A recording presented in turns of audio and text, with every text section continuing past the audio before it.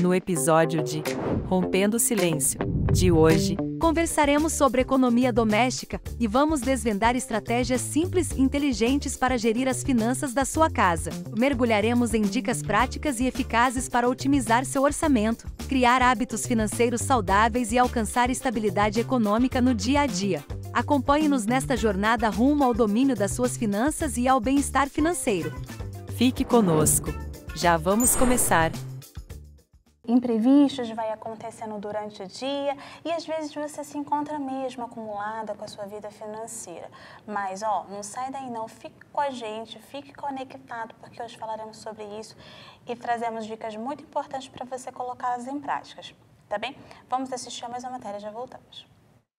A economia doméstica é muito mais do que apenas equilibrar um orçamento mensal. Trata-se de um conjunto de práticas inteligentes que permitem não apenas gerir as finanças pessoais, mas também construir um futuro financeiro sólido. Desde a criação de um orçamento detalhado até a identificação de áreas para economizar e investir, a economia doméstica envolve tomar decisões conscientes para maximizar cada centavo que entra e sai da sua casa.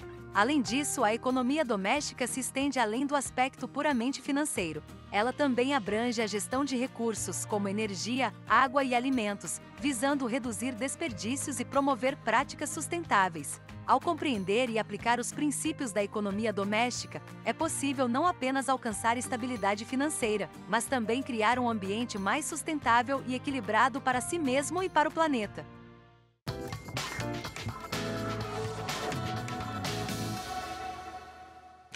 E para nos introduzir ao assunto de hoje, temos conosco pelo Zoom a mestre em finanças, Sandra Almeida. Bem-vinda, Sandra.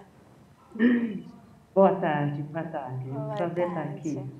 Boa tarde, Sandra. Já temos a primeira pergunta. Gostaríamos que você explicasse para nós um pouquinho qual é a importância da educação financeira na economia doméstica. Bom, se a gente entender que a economia doméstica é o equilíbrio entre gastos e consumo, a educação financeira vai nos dar essa estrutura para manter esse equilíbrio. Então, eu sempre digo, educar financeiramente a nossa família, a si próprio, é de extrema importância para entender o valor do dinheiro nas nossas vidas e tentar fazer com que esse equilíbrio, né, seja o mais próprio e responsável possível, principalmente nas nossas vidas particulares, nas nossas famílias e na economia do mundo como um todo. Então, educação financeira é a base estrutural para a gente entender a sociedade moderna que nós estamos vivendo atualmente. Ok. E, Sandra, como as famílias podem lidar eficientemente com dívidas e evitar o endividamento excessivo? Bom, dívida, a gente fala que é uma antecipação do futuro. Então, se a gente parte para esse pressuposto que você precisa lidar com uma dívida hoje, é porque um objetivo, um desejo ou algum outro aspecto está sendo antecipado. Então, a primeira principal pergunta é: eu preciso para que esta dívida? Essa dívida é estrutural, essa dívida tem como base um desejo, essa dívida tem como base uma necessidade. Então, quando eu falo de dívidas, eu estou antecipando um futuro que eu não tenho condições hoje de arcar, porque senão eu não teria feito uma dívida. Então, eu falo que o pressuposto é conversar, é entender a necessidade daquela dívida. Uma vez já tendo as dívidas, quando você fala de endividamento excessivo, é primeiramente entender como foi que foram adquiridas, classificá-las, né, da maior para a menor, e perceber de que forma essas dívidas elas se organizam dentro do orçamento familiar. Então, para que não tenha dívida, era preciso dar um passo atrás, que era fazer o orçamento doméstico. Essa é a principal ferramenta hoje, é ter um orçamento doméstico. Uhum. E essa é uma dica, né, para as pessoas fazer esse orçamento antes de se endividar, antes de comprar algo, né, para que assim ela não venha ficar aí com dor de cabeça, né, no futuro. Perfeito, porque assim, o orçamento ele é uma ferramenta que, assim, por mais que nós tenhamos aqui muitas tecnologias, inclusive temos tecnologias que nos ajudam a fazer esse orçamento, o orçamento ele parte do princípio de que a família precisa entender qual é o valor do dinheiro na vida daquela família, quais são as suas necessidades. Dividir entre desejos, entre consumo, entre investimento, entre a renda familiar, aquilo que vai ser destinado para investimentos, aqueles que são para monitorar a família no seu bem-estar mensal. Então, o orçamento, ela é a principal estrutura para não entrar no endividamento, porque se você não faz o orçamento, você vai se endividar e aí essa dívida você pode nem saber se ela cabe ou não na sua vida atual. Então, o orçamento, ele te previne de que você não adquire uma dívida com qual você não possa arcar depois. Então, ele é um questionamento, né? Eu brinco aqui muito nas minhas consultorias, né, que o passo mais difícil é fazer o orçamento. E o orçamento sempre começa por uma boa conversa em família, colocar todo mundo na sala e ali ir dentro do possível, diagnosticando aquilo que é necessário para a família, aquilo que é conforto, aquilo que é investimento, e ir distinguindo. Dessa forma, você praticamente consegue entender se aquela nova dívida ou aquelas dívidas que você tem, elas faziam parte daquele orçamento ou não. E Sandra, você falou aí o que é necessário, né, para a família. Muitas vezes, digo por mim mesmo, a gente compra e realmente pensando bem, é necessário, eu preciso daquilo, né? Pois é, essa é uma. Aí nós já entramos num outro aspecto que é finanças comportamentais, que é a minha especialidade, né? Então, assim, o comportamento ele é muito importante nesse movimento de educar-se financeiramente, porque você pode até ter um orçamento, só que o comportamento que é algo instintivo nosso, que é os nossos hábitos, que é o conjunto de nossos hábitos, que é a nossa cognição, eles vão, de alguma forma, se eles não são educados, eles vão contra aquele orçamento, que é os desejos, as necessidades. Como é que eu vou distinguir se isso é um mero desejo de consumo ou é uma necessidade? O comportamento ele fica ali de alguma forma alinhando as nossas emoções e sentimentos e de alguma forma atrapalham e ajudam também a distinguir isso que eu preciso é necessário para minha família, essa antecipação de dívida, porque quando eu falo de dívida, eu estou antecipando esse futuro. É um desejo ou é uma necessidade? Então, o comportamento, ele é fundamental nesse processo de educação financeira, né? E esse comportamento a gente só consegue diagnosticar ou quando a gente começa a entender quem somos nós, quais são os valores da nossa família, né? A discutir, a falar sobre dinheiro, a tirar o tabu, né, de discussões sobre o que é ou não dinheiro na nossa família e no nosso âmbito social também. Ô Sandra, e quais são os passos essenciais para criar e manter um fundo de emergência eficaz?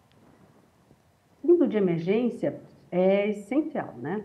Porque eu falo que é a segunda principal ferramenta. Então, eu tenho a primeira ferramenta que seria esse orçamento, a segunda seria manter esse fundo emergencial. Depois que eu faço esse orçamento, eu vou encontrar algumas situações. Eu vou fazer essa distinção do que é necessário, que eu falo que são os custos fixos, depois o conforto, que pode ter um pouco de custo variável, e depois são os investimentos, né? Os investimentos em educação, investimento em moradia, investimento no vestuário, e qualquer outro tipo de investimento também, não só investimento em financeiro. Para a montagem desse fundo de reserva, eu preciso colocar algumas condições. Quais são as condições que eu vou utilizar esse fundo de reserva? Em que circunstâncias? E qual vai ser o limite que eu vou retirar desse orçamento para poder abastecer esse fundo de reserva? Geralmente, nós temos aí eu não gosto de falar que existe um padrão, porque cada família, cada pessoa, cada comportamento tem o seu próprio bem-estar. Então, a gente pode começar, por exemplo, destinar 10% da sua renda mensal e ir alimentando aos poucos esse fundo emergencial. Obviamente que ele tem que se aplicar, e tem que ser numa aplicação. A gente sempre coloca numa aplicação que eu posso falar D mais zero, rapidamente eu posso fazer uso caso haja essas emergências, ou eu posso começar com 10% e ir, à medida em que eu vou educando a minha família financeiramente, e esse orçamento vai virando um hábito familiar, já vai entrando e modificando o comportamento, eu posso ir aumentando. 10% 6 meses, depois eu passo para 15%, sempre da renda mensal. E assim eu mantenho esse fundo emergencial e defino em quais circunstâncias eu posso fazer uso desse dinheiro. Porque é muito comum, eu vejo aqui, tanto em sala de aula com os meus alunos ou nas minhas consultorias, que o fundo emergencial acaba virando algo que, assim, uma poupancinha para os meus desejos, né? Então, qualquer circunstância anormal, eu vou lá e utilizo o fundo emergencial. O fundo emergencial não é para essa situação. O fundo emergencial é para emergências, né? No curto, médio e longo prazo. E aonde eu defino o que é emergência? A conversa com a família, né? Os projetos da família, por exemplo, a perda da renda mensal. Então, eu vou ficar 2, 3, 4, 5 meses sem uma renda, eu perdi o emprego, eu não tenho uma renda que eu estava esperando e aquilo não aconteceu. Esse fundo emergencial, ele é para suprir essa necessidade momentânea, até que você possa recolocar a renda que foi perdida. E é essencial, né, ter esse fundo emergencial. Acontece algo, a pessoa tem ali uma família grande e não tem como sair de uma situação repentina, né? E, Sandra, como você aconselharia as famílias a lidar com dívidas, principalmente cartão de crédito, empréstimos? Olha, cartão de crédito, eu falo que ele é o vilão, mas ele também pode ser o amigo das famílias, né? Uma vez quando é bem utilizado. O cartão de crédito com uso excessivo, ele tem aí um aspecto psicológico, inclusive tem vários estudiosos, eu vou citar um aqui que eu gosto muito, é o Dan Ariely, que ele diz o seguinte, que o uso do cartão de crédito, pelo fato da gente não ter o dinheiro concreto, né? A gente tem a ideia do que o cartão de crédito vai ser usado para pagar uma dívida, mas eu não pago com dinheiro físico. E que essa sensação de o cartão de crédito nos tirar, né, a vantagem ou a desvantagem de não usar o dinheiro físico, ele faz com que a gente não sinta dor ao pagar as nossas contas. Então, por exemplo, o uso fica muito mais fácil. E o uso sendo muito mais fácil, eu posso cair em algumas ciladas, como o uso excessivo do cartão de crédito, porque ele elimina a dor do pagamento. Você passa lá na maquininha e joga lá para 30, 60, 90 dias e é como se você não tivesse pago aquele bem, aquele consumo que você fez. Então, o cartão de crédito ele precisa ser discutido literalmente quais são o uso dele, né? Em que circunstância? Vai ser para pagar compras de supermercado, lembrando que compra de supermercado é consumo, então e é consumo imediato, então você paga no outro mês, você já não tem mais aquele bem que teve aquela dívida. Então, aquela sensação, né, abstrata de que você usou o dinheiro, ela modifica o seu comportamento. Do outro ponto, se você sabe usar bem o cartão de crédito, você pode parcelar bens que você não teria condições de parcelar, de comprar à vista agora, você pode parcelar e ir acomodando isso ao seu orçamento mensal. Então, ele pode ser bom e pode ser ruim. Para evitar as dívidas, eu falo que a gente tem tantos estudos, né, como é que fala? Tantas tecnologias, mas o arroz com feijão é o mais simples, né? Evitar as dívidas é entender a sua família e o valor daquela dívida. O que representa? Se eu já tenho as dívidas, é enumerá-las, da mais cara até a menor, os juros que eu estou pagando pelaquela dívida, e ir pagando. Eu tenho que pagar as dívidas antes de fazer qualquer projeto financeiro, porque os juros das dívidas sempre serão maior do que os juros do investimento. Então, elencar as dívidas da maior para a menor, tem possibilidade de renegociação de dívidas junto às instituições financeiras, inclusive a portabilidade de dívidas, principalmente de financiamento de imóveis, que é uma coisa que não se comenta muito, mas há essa possibilidade, uma vez adquiridas as dívidas, e o uso do cartão de crédito ser comedido. Eu defini quais são os itens daquele orçamento que vão ser pagos no cartão de crédito. E sempre lembrar que o seu comportamento, ele é movido através de sentimentos, emoções, e que na hora que você usa o cartão de crédito, você está retirando a dor do pagamento. E aí você pode ficar muito mais propício a fazer dívidas que você não tem necessidade. Perfeita, perfeita resposta, perfeita dica. Precisamos colocá-la em prática. E é difícil, viu?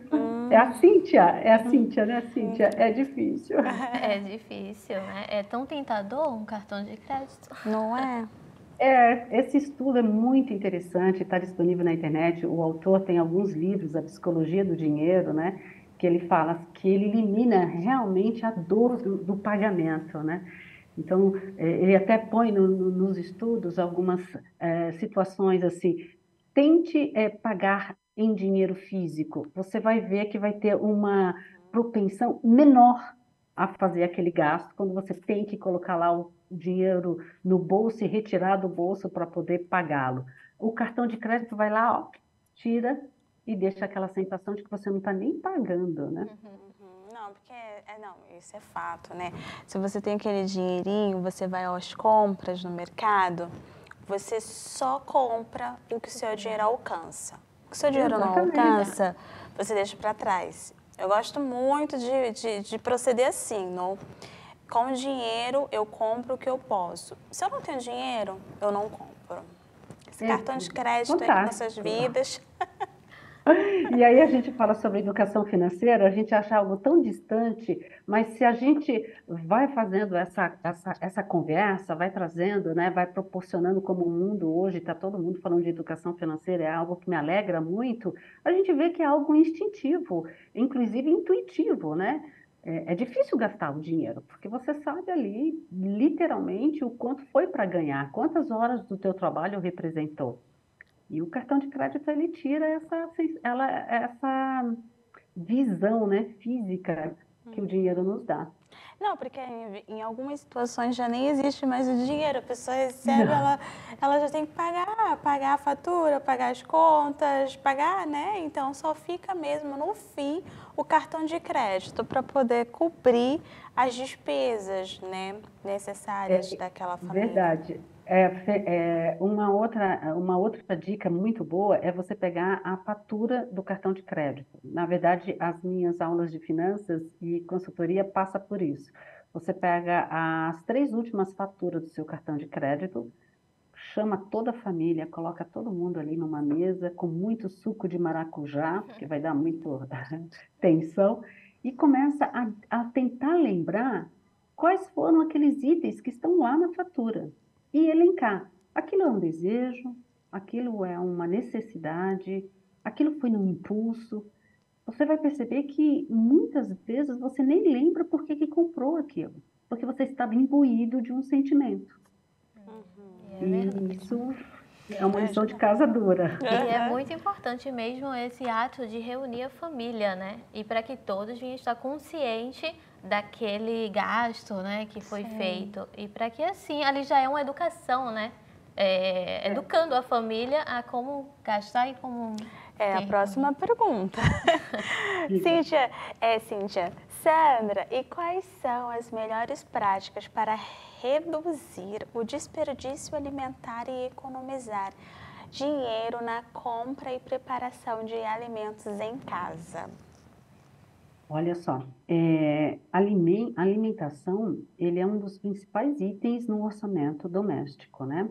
Além de ser o principal item, ele é o que representa a maior parte da sua renda, né? Principalmente numa família. Independente se é uma família grande, de várias pessoas, vários filhos, né? Ou uma família pequena. Porque ele tem ali a inflação, que é uma variável macroeconômica que ela incide principalmente nos alimentos, né? Nos supermercados, a gente vê isso todos os dias, né? Então, pelo fato de ela ter essa variável nesse item do orçamento, que é uma variável que a gente não controla, né? Uma variável macroeconômica, ele tende a todos os meses, se você não controlar e não fazer essa economia doméstica na sua casa, com seus alimentos, com a forma de como você entende o valor do item alimentação na sua vida, ele se tornar cada vez maior, né? Então, a principal dica é entender o que que significa alimentar-se, né? Então, assim, eu necessariamente posso fazer alimentação fora, restaurantes, né? Ou eu tenho a capacidade de fazer, de cozinhar em casa. Então, eu falo que cozinhar em casa e fracionar as idas aos supermercados é uma principal, irremediavelmente, assim, forma de você entender o quanto representa a alimentação na sua família. A gente tinha um hábito antigamente de que você ia no supermercado e estocava, comprava, ia lá, colocava na despensa, né? E muitos desses alimentos, eles perdiam o prazo de validade ou ficavam perdidos na sua despensa. E você ia lá, desperdiçava, não estava com vontade de comprar, de comer aquilo, numa vida moderna que a gente tem ultimamente, né? A gente trabalha, estuda, filhos, né? Então, assim, fracionar as idas aos supermercados. Vá no supermercado uma vez por semana e compre aquilo que você entendeu na sua família que é o suficiente para almoços e jantares para aquela semana. Primeiro, você vai aproveitar os melhores dos alimentos. Segundo, você vai ter essa prática de ter que cozinhar em casa, porque aqueles alimentos que você tem é para aquela semana e vai te poupar uma ida no supermercado, né? E por último, você vai começar a acompanhar os preços desses alimentos nos supermercados, nas feiras livres ou onde quer que você compre os alimentos, né? E para quem trabalha fora, eu falo que a marmita, né? A marmitinha, o lanche feito em casa, além de você agregar ali afeto e você conseguir entender ali o trâmite, né? De comprar o alimento, preparar o alimento, nutrir a sua família, você também economiza dinheiro, porque comer fora é um dos principais itens para acabar com o seu orçamento mensal se é um hábito, né? Porque às vezes a gente transforma o alimento, o ato de se alimentar, como entretenimento, que é um outro item do seu orçamento, né? Então, muitas famílias, o entretenimento é ir num restaurante. Se isso é numa ocasião especial, tudo bem, ele entra lá no item de conforto no teu orçamento. Agora, isso pode criar um hábito. E se cria um hábito, modula teu comportamento e aí altera o teu orçamento. Aí você descontrola também o desperdício, tanto de dinheiro quanto de comida, né? E muitas vezes é mais saudável até, né? Muito mais. Cozinhar em casa e se organizar ali mesmo. E Sandra, qual é a relação entre a educação financeira das crianças e o futuro equilíbrio financeiro da família? Bom, eu tenho 2 filhos, jovens adultos agora, né? Mas desde quando eu comecei os meus estudos na área de finanças, eu me envolvi com educação financeira comportamental, que é um item que envolve a psicologia, os aspectos cognitivos, né, do indivíduo perante a formação financeira, né? Então, eu usei muito a prática, usei muito a minha vida, né, para embasar, inclusive, os meus estudos. E uma coisa que eu tenho observado é o seguinte: uma vez que você tem a educação financeira desde pequeno, quando eu falo pequeno, assim, 5, 6 anos, 4, 5, 6 anos, na sua casa, você começa a passar valores para os seus filhos. né? Valores assim, tira a ideia de que o dinheiro está lá no plástico do cartão de crédito. Eu brinco com isso porque as crianças muito, né? Como nós estamos vendo pouco dinheiro físico, as crianças têm a ideia de que o dinheiro sai lá da caixinha do banco, né? E que vem de alguma outra forma. E que ele não tem um lastro, que é o trabalho do pai, da mãe, né? Da família, né? Que aquilo foram horas de trabalho, de estudos, né? Então, desde pequeno, se a gente começa a entender, a discutir, a falar sobre dinheiro de forma saudável, né, de uma forma onde possa contribuir para que os seus filhos entendam o valor do dinheiro, o valor das coisas, todas aquelas que formam uma família, eles vão crescendo nesses valores e eles vão se adaptando de que o dinheiro é apenas uma ferramenta para aquela família. E aí, você consegue entender o perfil da família, você consegue fazer com que os seus filhos sejam jovens que entendam que todo tipo de dinheiro passa por um lastro de trabalho e estudo, né? Você consegue fazê-los com que eles entendam melhor o que é o consumo, se tornam jovens que conseguem, de alguma forma, administrar esses sentimentos, né? Entre o que é o consumo excessivo, isso aí é um desejo, e principalmente o perfil. Quem eu sou, né? Eu vejo hoje que tem muitos jovens assim que vêm de uma família humilde, mas eles se comportam como se fossem multimilionários, né? Essa inversão, né? Então eu falo que tem uma frase que todo mundo acha muito moderna, né? Mas é muito antiga, né? Conhece-te a ti mesmo, né? Então a família que começa a se educar principalmente os seus filhos, ela tende a ter prosperidade, e essa prosperidade não é uma prosperidade como uma bolsa de valores sobe e desce, né? Ela é contínua, né? Então a gente fala que é uma prosperidade longínqua, né? Para inclusive os futuros dos netos, bisnetos, né? Uma prosperidade perene na família. Sandra, gostaríamos de agradecer a você pela sua participação hoje aqui no programa com a gente. Foram momentos de muito aprendizado, né, Cíntia? Bate-papo gostoso aí para dar início a esse tema, né? Muito importante, a educação financeira na família. Eu que agradeço a vocês o convite. É sempre uma boa oportunidade de falar sobre finanças e fico à disposição. Muito obrigada. Nos vemos numa próxima, então. Obrigada. Tchau, tchau. Vamos assistir a mais uma matéria e já voltamos. Os perfis em redes sociais e aplicativos dedicados à economia doméstica são ferramentas valiosas para quem busca aprimorar suas habilidades financeiras. Esses recursos oferecem uma gama de dicas, orientações e estratégias para gerir o orçamento familiar de maneira eficaz. Desde perfis que compartilham planilhas detalhadas de controle financeiro até aplicativos que ajudam a monitorar gastos e estabelecer metas de economia. Essas plataformas proporcionam um suporte fundamental para organizar as finanças pessoais.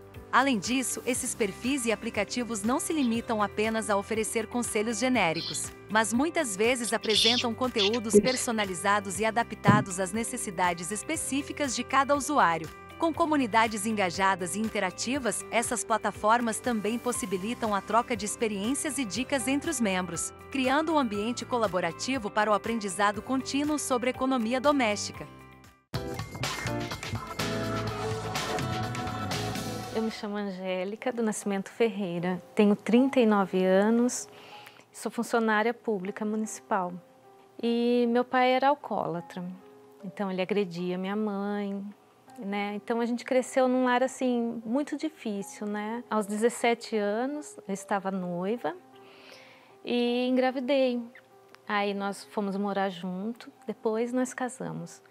E a mesma história se repetiu, porque minha mãe era assim, meu pai vivia com traições e no nosso relacionamento também. Havia traições de ambas as partes, brigas, agressões físicas e verbais. Era uma situação muito difícil. Trabalhava, mas o dinheiro não dava. Era assim, era separar o aluguel, pagar as continhas. Tinha dia que não tinha, contava moedas para comprar um pão, para comprar um leite, uma bolacha. Acreditava que a vida ia ser aquilo e pensava em separar, né? Então eu cheguei na igreja sozinha, né? Eu e minha filha. Fui tendo algumas experiências com Deus, foi mudando gradativamente, né?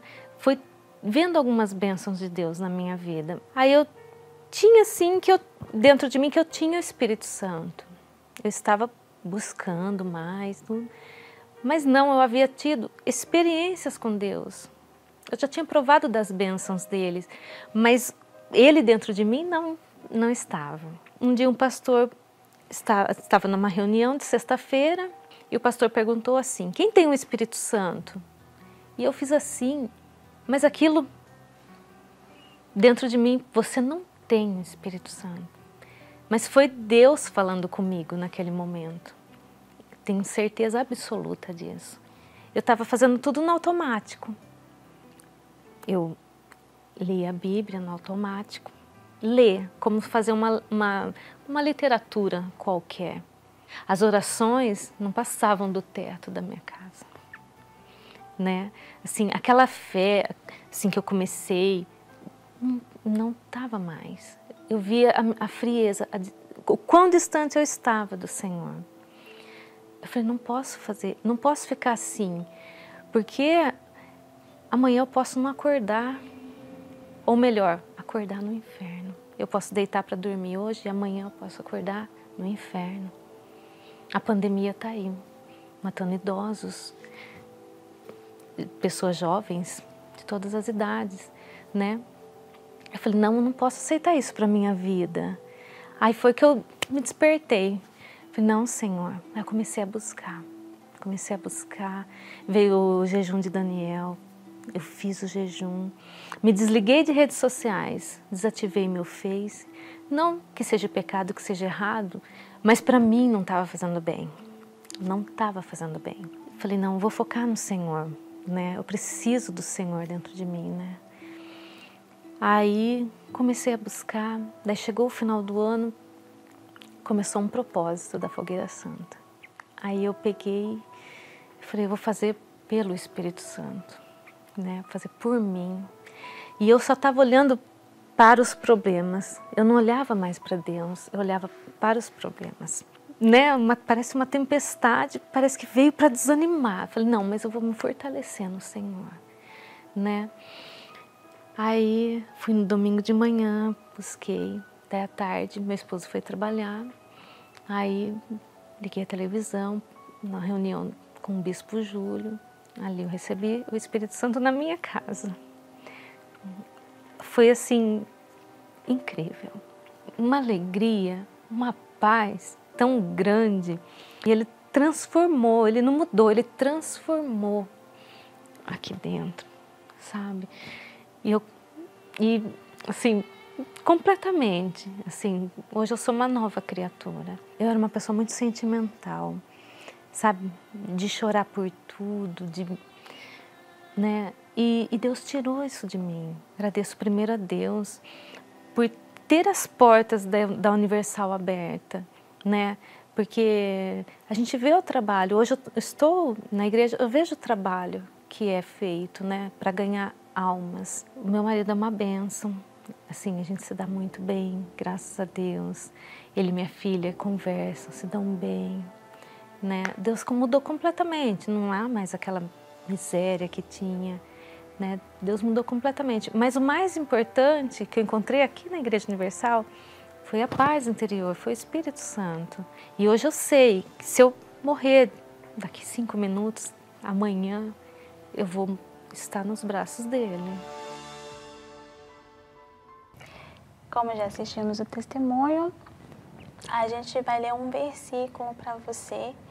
Se encontra em Provérbios 21:20, onde diz: há tesouro precioso e azeite na casa do sábio, mas o homem insensato os devora.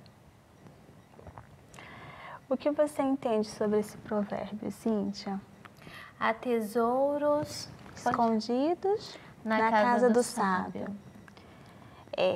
Se você conseguir identificar, né, o que você tem na sua casa, são coisas são tesouros, valiosas, né? Que sim, dá para tirar proveito daquilo, que dá para fazer algo com aquilo que você de repente pensa, eu não tenho nada ou eu tenho pouco, mas você tem a habilidade de fazer um doce, né? A habilidade de costurar e dali você tirar proveito para manter a casa. A sua casa. A sabedoria, né? A sabedoria.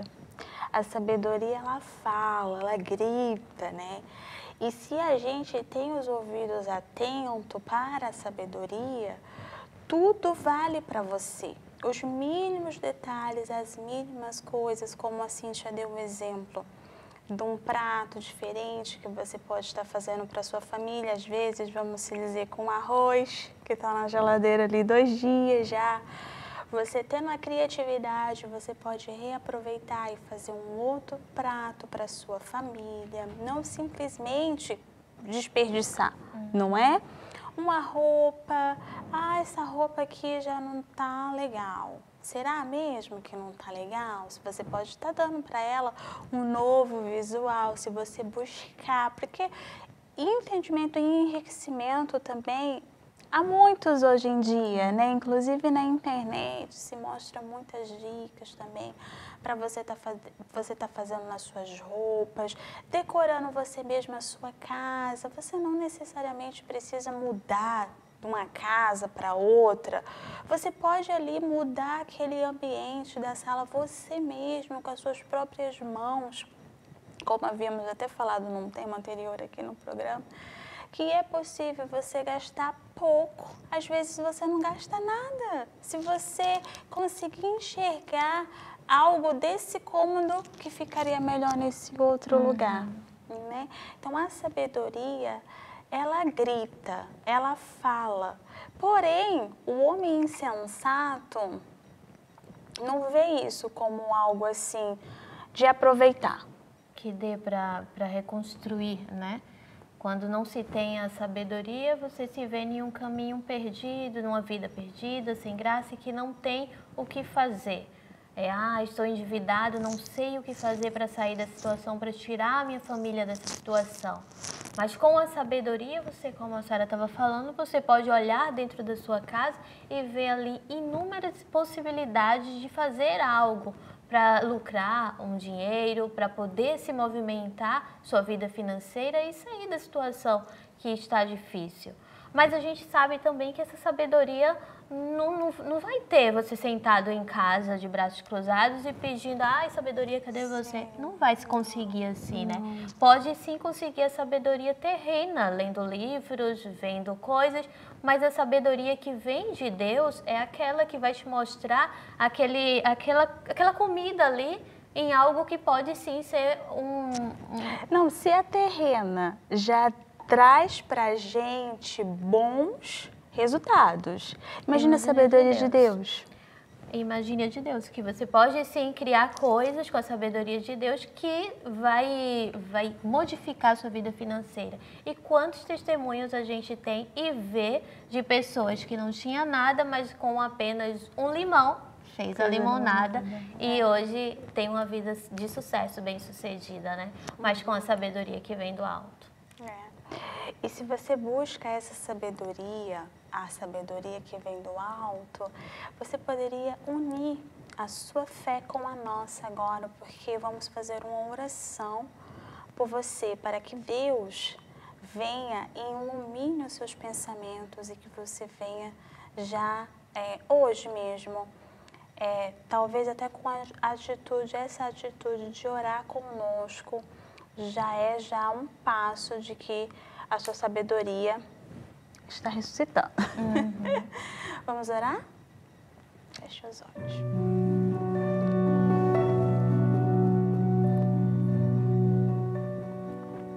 Senhor, nosso Deus e nosso Pai, meu Pai, nesse instante pedimos ao Senhor, meu Pai, em favor dessas pessoas que estão perdidas, meu Pai.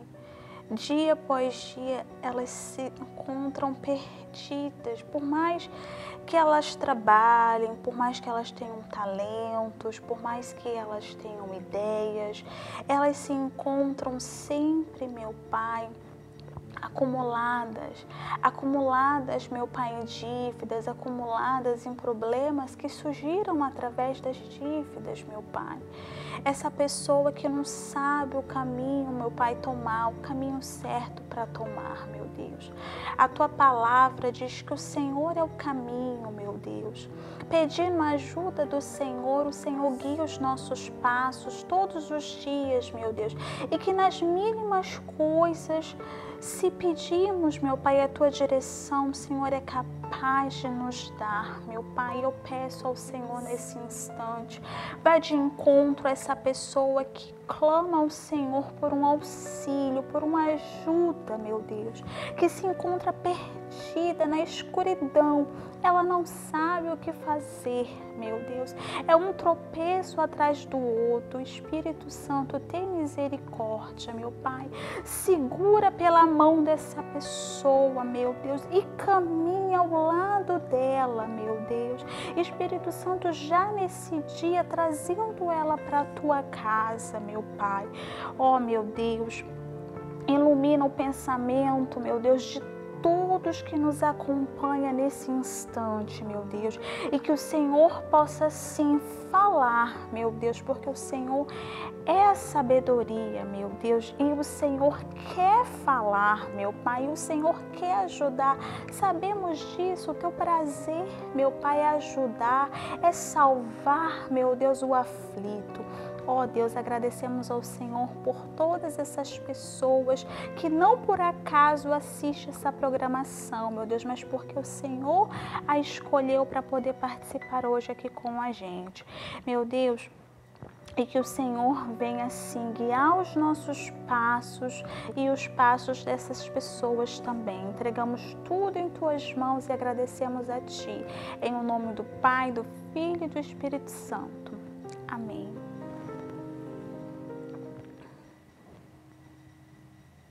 E como a gente já estava falando, ela não vai vir para você se você ficar em casa, não, olhando para os 4 cantos da sua casa.